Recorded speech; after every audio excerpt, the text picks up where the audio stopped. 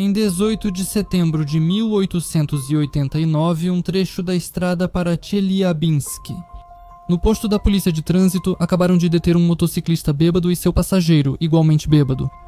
Enquanto Oleg Derevianik preenche a papelada do infrator, tenta ignorar seus insistentes subornos. Outro inspetor, Renat Shikislamov, percebe um carro Jiguli vindo em direção à cidade e, com um aceno de sua vara de sinalização, ordena que ele pare. No volante do Jiguli, um jovem de cerca de 30 anos, cabelos escuros, sai do carro sem hesitar e entrega a carteira de motorista. Evgeny Sodomsky lê o inspetor e franze a testa. O que é isso?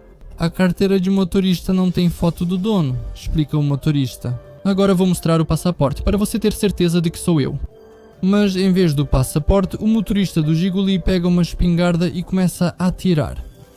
O inspetor cai ferido no ombro. O passageiro bêbado da moto leva um tiro no peito e morre na hora.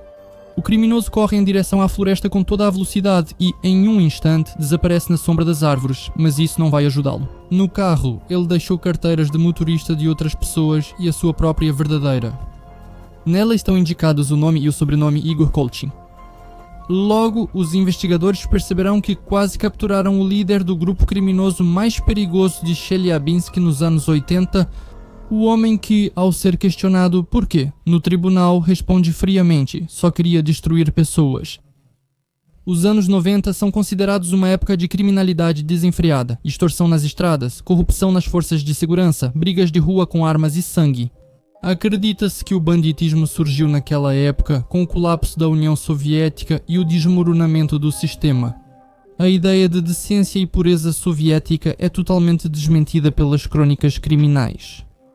A gangue de Khadid Aktash aterrorizou Kazan no fim dos anos 70. A situação criminosa em Kazan, capital do Tartaristão, era mais tensa que em Moscou ou Leningrado. Na mesma época, a violenta gangue dos enfermeiros aterrorizava Rostov-do-Don no início dos anos 80. O rapaz fala sobre o fim dos anos 80, não os anos 90. A tristemente famosa organização criminosa Obshchak, a maior e uma das mais poderosas facções criminosas da Rússia, surgiu em meados dos anos 80 em Komsomolsk, no Amur, no extremo oriente. Grandes cidades da União, como Chelyabinsk, tinham suas próprias facções criminosas. A gangue de Igor Kolchin, que agiu entre 1984 e 1989, é considerada uma das organizações criminosas mais cruéis da época. Igor Kolchin e sua gangue cometeram 32 crimes, dos quais 15 resultaram em morte. Todas as vítimas morreram após longos sofrimentos. O fundador da gangue, Igor Kolchin, nasceu em 1960, em Chelyabinsk. Ainda na infância, Igor e seu irmão mais velho, Vladimir, já tinham um temperamento rebelde e briguento, sempre se metendo em encrenca. Brincando, os meninos acharam um barril de carbureto num terreno baldio. Sem pensar muito, os garotos decidiram colocar fogo nela para ver o que aconteceria. Ambos quase morreram na época, intoxicados pela fumaça venenosa. O pai da família, Anatoly, tentou educar os filhos travessos com o cinto, mas isso ajudou pouco. Assim que terminou a escola, Igor cometeu um roubo e foi parar na prisão pela primeira vez. Lá, ele não foi bem aceito desde o início. O rapaz roubava as coisas dos outros e constantemente delatava os colegas de cela. Certa vez, para não ir ao trabalho obrigatório dos presos, ele chegou a convencer outro detento a machucar sua mão. Tentaram várias vezes acertar as contas com Kolchin, e a liberdade deveria ser sua salvação, mas ele não aprendeu a lição. Em seguida, Igor cometeu outro roubo e foi preso novamente, sendo libertado no início dos anos 80. Ao voltar para casa, Kolchin conseguiu um emprego como motorista na administração local de bondes e trólogos. E se casou com sua namorada, Lyudmila. O casal teve um filho, mas nem a família acalmou Kolchin. Ele retomou o crime e passou a roubar colegas. Espontaneamente, ele teve a ideia de incendiar barracões, parques de bondes e trólebus. Kolchin gostava de ver o fogo consumindo madeira e queimando metal. O espetáculo despertava em sua alma sentimentos estranhos e vis, mas ainda assim faltava alguma coisa. Kolchin pensou que talvez valha envolver pessoas em seus jogos com fogo. Decidiu e jogou uma bomba de fumaça no elevador do próprio prédio, enviando a cabine para o último andar. Afastando-se para uma distância segura, Colchin observava encantado enquanto os moradores assustados corriam para fora e ambulâncias e carros de bombeiros chegavam um após o outro. As pessoas corriam e se agitavam, gritavam e ficavam irritadas. Colchin gostou. A adrenalina foi boa, mas não bastava mais. Ele começou a pensar em como conseguir uma arma de fogo. Com uma arma nas mãos, aí sim ele se soltaria, aí sim ele inventaria uma boa diversão para si mesmo. Mas enquanto não conseguia uma arma, tinha que se virar com o que tinha. Em setembro de 1984, na parada de bonde em Chelyabinsk, Colchin esperou por sua primeira vítima. A mulher não quis esperar pelo transporte e decidiu ir para casa a pé, atravessando um terreno baldio. Colchin a seguiu. Alcançando a vítima, ele a golpeou várias vezes na cabeça com um haltere e quando a mulher caiu, a roubou. Logo depois, transeuntes a encontraram e levaram ao hospital. Mesmo com grave traumatismo craniano, a vítima de Colchin sobreviveu. O criminoso soube disso pelos jornais e depois passou a acompanhar notícias sobre seus crimes na mídia. A próxima vítima foi um homem. Colchin contou mais tarde que não planejou esse crime, mas o homem, segundo ele, pediu por isso, por conta própria.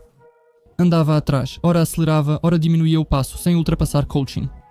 Isso irritou Colchin. Igor parou e quando o homem se aproximou, o esfaqueou várias vezes. O homem caiu e sangrou até a morte no local. Em 1986, Colchin atacou a condutora Zakirova dentro do bonde. A mulher implorava por misericórdia e ofereceu todo o dinheiro que tinha, 25 rublos. Mas Colchin, desde o início, não planejava um roubo. Isso não o interessava. Como um verdadeiro maníaco, para sentir prazer, para ter uma descarga de adrenalina, ele precisava apenas da morte de uma pessoa. Friamente, ele desferiu 14 facadas na mulher. Quando Zakirova parou, ele pegou o dinheiro do bolso dela, levou o rádio do vagão e saiu. Um dos últimos crimes solitários de Colchin foi o ataque a uma criança que ele encontrou em um trem suburbano. Igor saiu atrás do homem na estação, o esfaqueou e depois pegou o barco inflável com Nastia. Mais tarde, ele e seu irmão Vladimir usaram esse barco várias vezes para pescar. Ela foi anexada ao processo como prova material. A história conhece inúmeros exemplos em que pessoas próximas ficam completamente alheias a quem realmente é seu parente ou conhecido. Um maníaco cruel pode ser excelente pai, e um psicopata escravocrata pode parecer vizinho respeitável. Mas no caso de Igor Colchin tudo foi diferente. Ele não teve vergonha do que fez desde o primeiro dia. Ele não escondia seus crimes da esposa e chegou a presenteá-la com uma corrente tirada do pescoço de uma mulher assassinada. Quando Lyudmila não acreditou no marido, Colchin mostrou um recorte de jornal sobre o corpo encontrado. Lyudmila teve uma crise de histeria, mas não procurou a polícia. Posteriormente, Lyudmila, o irmão mais velho de Igor, Vladimir, sua noiva Helena Malakova e o irmão dela, Oleg Malakov, formaram uma gangue local. Além disso, a mais jovem integrante, Helena Malakova, tinha apenas 18 anos.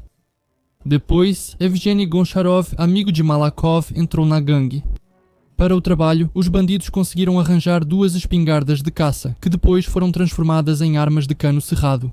Os criminosos fabricaram as próprias balas, enchendo os cartuchos com rolamentos e embrulhando-os em plástico. Ao disparar, os rolamentos penetravam e causavam graves ferimentos, despedaçando o corpo da vítima. Por isso, identificar muitas vítimas de Colchin será difícil. Na época, Igor era taxista cooperativo, o que facilitava encontrar sua próxima vítima. Ao ver um passageiro bem vestido, Colchin oferecia táxi por preço baixo. A vítima, sem suspeitar de nada, era levada para um lugar deserto, onde Vladimir Colchin e Oleg Malakov já a esperavam. Juntos, os homens espancavam a vítima com suqueiras, cortavam com faca, golpeavam com machado e, no caso das mulheres, em algumas situações cometiam abuso. Depois de se divertirem bastante com a vítima, eles a amarravam a uma árvore, vendavam seus olhos e depois a tiravam de perto ou a queimavam viva. Às vezes os bandidos fingiam ter piedade, soltavam a vítima e diziam que decidiram deixá-la viva. Enquanto a pessoa, enfraquecida pela dor e perda de sangue, mancava para longe, Colchin observava sorrindo e depois atirava com a espingarda cerrada nas costas da vítima. Os bandidos costumavam despir as vítimas, deixando os mortos quase só de roupa de baixo. Levavam até os lenços e repartiam os roubos. Igor, Lyudmila e Helena lavavam sangue das roupas em casa e vendiam em lojas de penhores, junto com objetos de valor. Algumas dessas coisas foram achadas com amigas de Lyudmila, a quem ela vendia mais barato. Até motoristas de táxi viraram vítimas da gangue de coaching. Após se livrar de mais um motorista, Igor colava sua foto na carteira da vítima e dirigia seu carro por um tempo. No fim, o carro era desmontado e vendido em peças ou destruído. Ver o sofrimento da vítima dava a Igor Kolchin um prazer indescritível. É por isso que ele sempre adiava o momento final e nunca demonstrava misericórdia. Ele gostava de ver como as pessoas reagiam à dor, apreciando ouvi-las chorando e pedindo misericórdia. A morte acabava com o sofrimento, acabava com a diversão. Kolchin buscava tirar o máximo de suas vítimas antes de matá-las. Kolchin dizia à esposa: "Nasci no ano do rato, por isso sempre roubo. No mês do escorpião, devo acabar com tudo que se mexe." Certa vez, a vítima da gangue foi o taxista Sergei Skripnikov. Os criminosos o pegaram do jeito habitual. Entraram no táxi, deram o destino e, já na estrada, encostaram uma arma nas costas do motorista e ordenaram que ele saísse da estrada para um bosque próximo. Skripnikov foi espancado com socos ingleses e esfaqueado. Kolchin atirou várias vezes com uma espingarda de 2 canos, mas o homem resistiu e mostrou coragem. Mesmo morrendo e sangrando, zombou dos bandidos. "Eu atirei nele umas 12 vezes, não tinha como errar, até fiquei curioso", contou Kolchin depois. No fim, o homem morreu. No carro dele, Kolchin encontrou apenas 16 rublos, mas isso só deixou seus comparsas desapontados. O chefe da gangue ficou satisfeito com a diversão. Em 1989, a gangue de Kolchin espalhava morte por todos os lados. Assim, no dia 19 de março, Igor roubou e matou uma mulher que veio a Chelyabinsk a trabalho. Ele e seu irmão Vladimir levaram o corpo ao condomínio de veraneio, colocaram na primeira sauna e a incendiaram. Em 14 de abril, Vladimir e Igor pegaram um táxi para a fazenda coletiva Rossia. Ao entrar na estrada deserta, Kolchin sacou uma espingarda cerrada e exigiu dinheiro do motorista. Depois disso, eles se livraram do homem, assim como fizeram com os outros. Em 14 e 16 de junho, Kolchin caçou sozinho. Vladimir odiava a crueldade do irmão e sentia nojo e medo. Igor resolveu agir sozinho dessa vez. Suas vítimas foram 2 taxistas, sendo que um deles ele amarrou em uma árvore e torturou antes de matá-lo, satisfazendo sua paixão pela crueldade. Assim, amarrado à árvore, ele o deixou. E mais para o final de junho, a gangue já em sua formação completa encontrou, no acostamento da estrada Chelyabinsk-Sverdlovsk, um moskvich, onde dormia um homem que não suspeitava de nada. Isso foi um golpe de sorte. Kolchin, sem hesitar, pegou a espingarda cerrada e abriu fogo contra o homem que dormia. O homem, ferido mais vivo, foi arrastado para fora do salão, onde Kolchin o matou com um tiro na cabeça. Dias depois, a gangue encontrou novas vítimas. 2 mulheres vindas de Frunze para visitar Chelyabinsk. As mulheres traziam presente para os parentes: caviar, patê, cervelá. Os bandidos levaram tudo isso. Naquele dia, na casa dos Kolcheny, houve um banquete. Igor e os outros da gangue não precisavam de dinheiro. Kolchin ganhava pouco no táxi, mas com o salário da esposa conseguiam viver. O que o levava ao crime era exclusivamente a sede de sangue e sofrimento. Quanto aos cúmplices no tribunal, todos, sem exceção, jurarão que tinham medo de Igor e por isso faziam o que ele mandava. Ninguém queria ter o mesmo destino das vítimas do chefe, presas às árvores. No início do outono de 89, as notícias sobre uma série de crimes brutais chegaram de Chelyabinsk a Moscou. Corpos eram achados em sequência, desfigurados por tiros à queima-roupa, espancados, esfaqueados e quase nus. A perícia revelou que algumas pessoas foram atingidas quase simultaneamente por 2 espingardas de lados opostos. Isso significava que havia pelo menos 2 criminosos. Uma quadrilha armada de assassinos agia em Chelyabinsk e precisava ser detida logo. O caso ficou sob controle do Ministério do Interior e da Promotoria da União das Repúblicas Socialistas Soviéticas e em setembro quase toda a polícia de Chelyabinsk estava caçando os bandidos. Foram tomadas medidas para proteger as potenciais vítimas. Os tetos dos táxis em Chelyabinsk começaram a ser pintados com uma tinta fluorescente especial para que fossem visíveis do alto. Patrulhas adicionais estavam constantemente de plantão na estrada, e os inspetores receberam instruções para verificar absolutamente todos os veículos que passavam pela rodovia. Com ações inéditas, mais cedo ou mais tarde os bandidos seriam capturados. Colchin sabia disso, mas não queria parar, pois não conseguia mais. Pelo contrário, sugeriu aos comparsas uma turnê pela região, viajar, atirar para saquear e caçar motoristas. Quando ninguém concordou, Igor ficou muito chateado. Evgueni Goncharov, último a entrar na gangue, também percebia o perigo da situação. Por crimes desse tipo, ele enfrentava a pena máxima, e a possibilidade de pena de morte de repente se tornou assustadoramente real. Goncharov resolveu deixar a gangue cometendo um pequeno crime, vandalismo, o mais simples e acessível. Certa vez, durante o dia, uma das delegacias de polícia de Chelyabinsk recebeu uma ligação. Uma voz preocupada informou que um rapaz bêbado estava andando pela rua com uma espingarda cerrada e ameaçando os pedestres. Goncharov foi detido imediatamente e levado à prisão preventiva, sem resistência. Os investigadores analisaram a espingarda cerrada do rapaz, mas ela não tinha relação com as usadas nos assassinatos. Colchin se irritou com a deserção de Genka, mas nada pôde fazer. Goncharov não foi o primeiro sinal de alerta. Na gangue, o descontentamento já vinha crescendo há vários meses. O irmão mais velho e principal comparsa de Igor começou a mostrar insubordinação com mais frequência, recusando-se a ir às caçadas e respondendo de forma ríspida às ordens. A crueldade do chefe era insuportável. Igor ameaçava o irmão para forçá-lo nos crimes, mas a gangue ficou ameaçada de divisão. A fuga de Goncharov só ajudou nisso. 18 de setembro de 1889. O carro de táxi em que Igor estava foi parado pelo inspetor de trânsito Sheikh Islamov. O carro pertencia a Evgueni Sodomsky, a última vítima de Colchin, que morreu literalmente ontem. Igor foi pego por uma foto descolada e fugiu, deixando a carteira de motorista no porta-luvas. O fim da quadrilha era certo. Igor Colchin entrou na lista de procurados e os investigadores interrogaram sua família primeiro. Vladimir inicialmente alegou não saber dos negócios do irmão, dizendo que não sabia de nada e que ele e Igor não eram próximos. Mas Lyudmila Kolchina não conseguiu esconder os crimes do marido por muito tempo. O terrível segredo que a mulher guardou por tanto tempo estava prestes a vir à tona.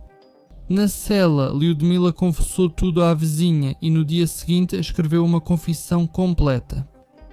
Oleg Malakov e sua irmã foram presos e Evgeny Goncharov, já detido, recebeu novas acusações por crimes graves. Foi então que Vladimir Colchin também confessou tudo. Ele revelou à investigação onde estava o irmão, dizendo que ele se escondia na floresta atrás do reservatório de Orgazinsk. Igor Colchin foi detido. Ficou claro porque ele preferiu fugir em vez de atirar nos inspetores de trânsito que o pararam. Descobriu-se que só havia uma bala na espingarda. Colchin guardou essa bala para si mesmo caso a polícia o alcançasse. Pelo mesmo motivo, ele também não atirou no rapaz que encontrou pelo caminho. Colchin tentou tomar a moto dele, mas o rapaz se soltou e fugiu. Nos interrogatórios, Lyudmila Kolchina e Helena Malakova diziam: "Tínhamos medo de Igor e dos homens, por isso ficamos em silêncio e não procuramos a polícia." Mas os homens afirmavam algo completamente diferente. Vladimir contava que as mulheres não só ajudavam a vender o que eles roubavam, mas também davam apoio moral, animando-os depois de cada incursão bem-sucedida. Lyudmila usava o ouro tirado das mulheres mutiladas pelo marido e fez uma saia para si com o vestido de uma das vítimas. O próprio Colchin declarou de forma curta e clara: "Eu simplesmente gostava de fazer isso. Eu gostava de destruir pessoas." Em uma sessão ele revelou outro motivo: superar o famoso bandido dos anos 1920, Lenka Pantelev, que tinha 12 vítimas. Colchin podia se orgulhar de si mesmo. Ele conseguiu. A perícia psiquiátrica forense confirmou a sanidade de todos os criminosos e o caso foi encaminhado ao tribunal. O processo judicial foi barulhento e causou grande repercussão. Parentes das vítimas acendiam velas e levavam flores no corredor do tribunal. A sala estava cheia, com muitos chorando e alguns desmaiando pela tensão emocional. Quando uma das testemunhas reconheceu os lenços de sua esposa falecida entre os pertences apreendidos na casa de Colchin, os presentes estavam prontos para despedaçar os réus. A primeira vítima de Igor, ferida na cabeça com halteres, também depôs no julgamento. Kolchin recebeu seu discurso inflamado com frieza e não demonstrou nenhum arrependimento. Embora soubesse que merecia a pena máxima por esses crimes, Igor ainda acreditava que os juízes o poupariam.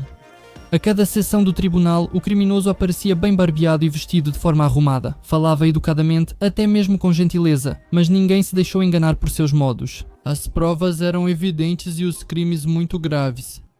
Por decisão do tribunal, Igor Kolchin, seu irmão Vladimir e Oleg Malakov foram condenados à pena máxima, morte por fuzilamento. Kolchin recebeu sua sentença com um sorriso irônico, mas era só aparência.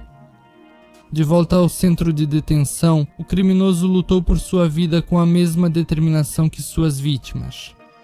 Ele começou com uma queixa ao Supremo Tribunal da República Socialista Federativa Soviética da Rússia, na qual pedia para realizar uma nova perícia psiquiátrica judicial. Kolchin afirmou que a perícia anterior foi feita de forma inadequada. Os resultados foram manipulados para atender à pressão por justiça. "Considero-me meio doente mental", escreveu ele na queixa. "Às vezes não entendo minhas ações." Kolchin também reclamou do tratamento do pessoal no hospital onde foi examinado. Ele contou que médicos o examinavam e uma faxineira disse: "Era melhor você ter se queimado do que queimar outros."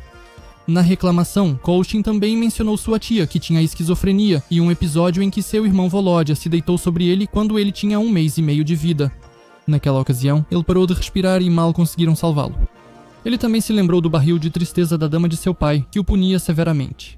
Kolchin acreditava que esses traumas deveriam convencer os psiquiatras de sua doença, pois não passariam despercebidos à psique. Mas uma nova perícia não foi marcada, a eloquência de Kolchin não se justificou. Em seguida veio a segunda reclamação, na qual Kolchin já não pedia, mas exigia uma nova perícia, ameaçando fazer greve de fome. "Eles virão atrás de mim e terei que decidir", escreveu ele enigmaticamente. Mas essa reclamação também não ajudou. O tribunal não encontrou motivos para desconfiar dos peritos de Chelyabinsk. Como havia ameaçado, Kolchin declarou greve de fome. Quando, no 21º dia, suas forças estavam quase esgotadas, ele tirou a própria vida na cela do centro de detenção, fazendo uma forca com um lençol torcido. Isso ocorreu em 28 de outubro de 1991. A pena máxima de Vladimir Kolchin e Oleg Malakov foi trocada por 15 anos de prisão. Evgeny Goncharov pegou 13 anos, mas sua pena também foi reduzida. Helena Malakova e Lyudmila Kolchina receberam 7 anos cada em uma colônia penal, mas passaram lá apenas 4 anos e foram libertadas. O paradeiro deles é incerto.